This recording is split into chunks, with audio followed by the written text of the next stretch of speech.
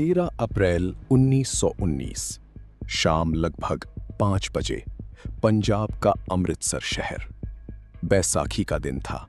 गलियों में भीड़ थी, मंदिरों में प्रार्थनाएं चल रही थीं और बाजारों में उत्सव की आवाजें गूंज रही थीं।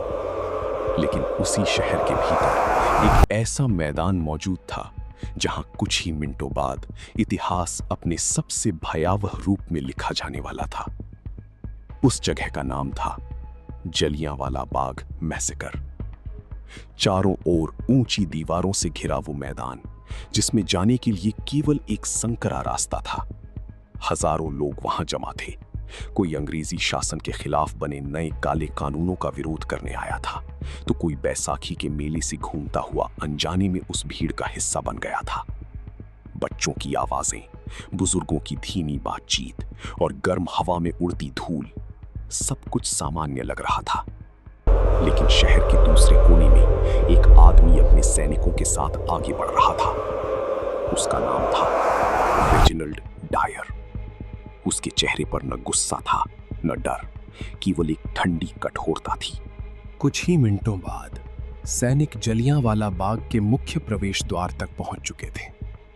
उनके जूतों की आवाज मिट्टी पर भारी पड़ रही थी। बिना किसी चेतावनी के सैनिकों ने उस एकमात्र रास्ते को घेर लिया। भीड़ को समझ भी नहीं आया कि अचानक ये सन्नाटा क्यों फैल गया। फिर अगले ही पल इतिहास का सबसे डरावना आदेश हवा में तैर गया और उसके तुरंत बाद गोलियों की आवाज ने पूरे मैदान को हिला दिया। गोलियां लगातार चलती रहीं। लोग भागना चाहते थे, लेकिन भागने के लिए कोई रास्ता नहीं था। दीवारें इतनी ऊंची थीं कि उन्हें पार करना असंभव था। कुछ लोग अपने बच्चों को सीने से लगाकर जमीन पर गिर पड़े। कई लोग जान बचाने के लिए उस कुएं में कूदने लगे जो मैदान के बीचों बीच मौजूद था।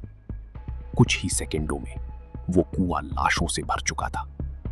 मिट्टी लाल होने लगी थी। हवा में धुआं, चीखें और बारूद की गंध घुल चुकी थी। सैनिक बिना रुके गोली चलाते रहे, तब तक जब तक उनकी बंदूकों की गोलियां लगभग समाप्त नहीं हो गईं। करीब 10 मिनट बाद जब फायरिंग रुकी, तब मैदान किसी युद्ध भूमि जैसा दिख रहा था। चारों तरफ शव पड़े थे। घायल लोग पानी के लिए तड़प रहे थे। लेकिन शहर में कर्फ्यू लगा दिया गया था। पूरी रात कोई मदद उस मैदान तक नहीं पहुंच सकी।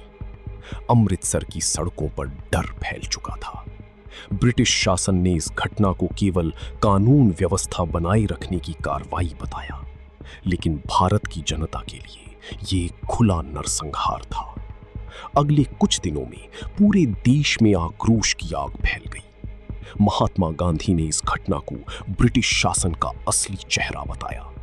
यही वो पल था जब लाखों भारतीयों के भीतर अंग्रेजों के प्रति बचा हुआ भरोसा हमेशा के लिए टूट गया। जलियांवाला बाग अब केवल एक मैदान नहीं रहा था, वो भारत की आजादी की लड़ाई का खून से लिखा गया प्रतीक बन चुका था।